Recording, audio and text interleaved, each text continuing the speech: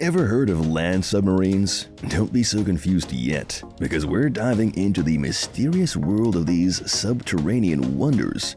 Were they real? And if so, what happened to them? You will be amazed because these technological marvels were not just a hidden secret.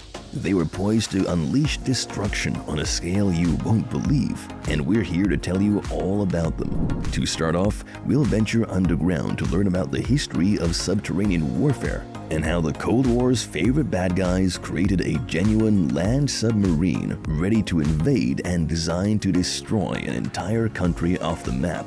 And yes, it was nuclear-fueled. Meet the extraordinary land submarine, a Soviet battle mole, and its demise. Now, we can practically hear the skeptics saying, "A submarine for land? That's absurd." Well, they called it an underground boat. Picture this: vehicles and equipment designed to glide beneath the Earth's surface, drilling mechanically or melting its path forward with heat. The Russians opted for the former, while the Americans ventured into the latter. Fast forward to post-World War II, when Nikita Khrushchev caught wind of an unconventional systems inspired by none other than the Nazis. Their impractical plan was to transport a crew under the English Channel Tunnel. Khrushchev thought, let's give it a nuclear twist. Enter the Battle Mole in the 1960s, a crew of 15 armed soldiers, and loads of explosives, all powered by a nuclear reactor, cutting through rock at a brisk 7 kilometers per hour. Testing kicked off in 1964, and initially the Battle Mole wowed everyone more than you think. The colossal machine vanished into the ground at an astonishing speed, leaving Soviet generals thrilled. But hold your horses, what happened next? The second test brought the house down, literally.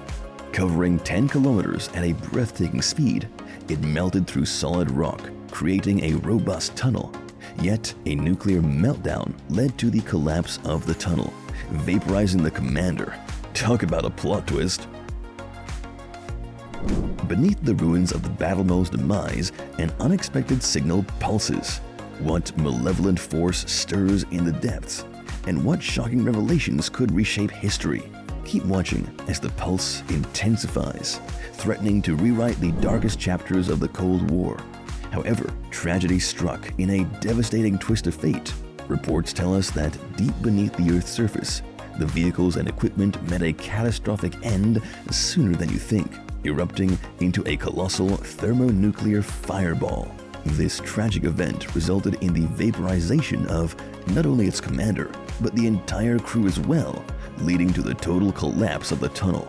Consequently, all efforts to recover the remnants of this vehicle were abandoned, spelling the conclusive end of the program. Surprisingly, while the Soviet narrative might seem like a pile of dirt, the American ventures are considerably more grounded and believable than you think. In a venture known as the Los Alamos Subterranean Program, the initiative churned out hundreds of designs of untold technology breakout, ranging from small probes to more intricate concepts. But hold on, there's more to the American experimentation. Picture a massive 6-meter machine, a fusion of nuclear cutting and drilling, featuring a blade to heat the rock as it turned. Envisioned for various engineering applications, the military potential was never far from the American minds. The technology proved itself, but alas, what happened was that there just wasn't a compelling use case. In the end, it seems a waterborne submarine made much more practical sense than you think. But wait, we're not done yet.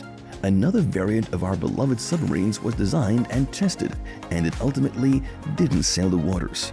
Stay tuned and continue watching for the big reveal. Can you guess what it was? Cargo submarines. Following land submarines, cargo submarines were given a shot that, well, just didn't work out. But before we get into the reasons for their demise, make sure to hit subscribe and never miss out. Picture this: World War II, a time when submarines ruled the seas with absolute and spine-chilling dominance. Now, why not turn the tables on the Nazis? What if, instead of relying on ships, goods were transported by submarines? This was precisely the intriguing idea that some ingenious minds in Britain pondered. You see, Britain's geographical advantage of being an island surrounded by the sea turned out to be a double-edged sword. Goods had to be shipped in or flown in via seaplanes, leaving them vulnerable to encirclement and isolation from North America and Europe. The proposed solution? Cargo submarines. Fast forward post-war, and the advocate for cargo submarines was none other than Barnes Wallis. He championed the cause of nuclear-powered cargo submarines, envisioning them as the key to rendering Britain immune to future embargoes and establishing itself as a global trading powerhouse. However, his ambitious vision faced a disheartening fate as the empire crumbled from within sooner than you think. But wait, guess who clung to this vision? Yes, the Soviet Union. In the 1990s, they proposed submarines designed to transport petroleum or freight containers within or through the Arctic regions. This plan involved these ships diving beneath the polar ice caps to directly connect European and Asian ports, potentially even reaching northern Canada.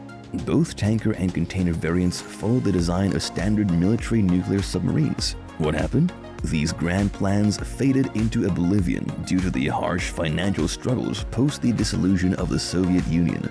As a side note, the USA dabbled in submarine tankers too because, of course, how could they lag behind? In the 1980s, General Dynamics approached shipbuilders in West Germany to construct two types of undersea vessels, featuring a $725 million nuclear-powered ship and a $700 million methane-powered ship. While the concept garnered enthusiastic responses, it never materialized into actual orders. Now, the burning question. Why can't we see cargo submarines dominating the seas today? Now, the burning question. Why can't we see cargo submarines dominating the seas today? What happened to the idea? We bet many of you already typed out the answer within the first 30 seconds of watching this video, and perhaps some have even clicked away before reaching this part, but for those of you still here, hold your horses and stay with us. Here's this secret unveiled. Submarines in the commercial realm just don't add up outside military or covert operations. The reality is, transporting goods via large surface ships is incredibly economical. Boat technology, ancient as it is, has matured over tens of thousands of years. With the rise of containerization, globalization has soared to new heights. In stark contrast, submarines are expensive to build and maintain, and their efficiency takes a hit because they have to displace more water per unit of cargo compared to boats. Moreover, the technology behind submarines is notably pricier, and the commercial application of nuclear technology remains restricted, primarily confined to joint military ventures. Without the nuclear power that justifies military submarines, the economics of cargo submarines fall short. Less efficiency, less cargo space, and higher costs. Loading up a colossal surface ship, insured against storms, and navigating the canals simply proves to be a more cost-effective choice, leaving the cargo submarine behind in the past. After knowing what happened to these technological marvels, if you're still curious to watch and learn about more mind-bending events, just click here and be amazed again.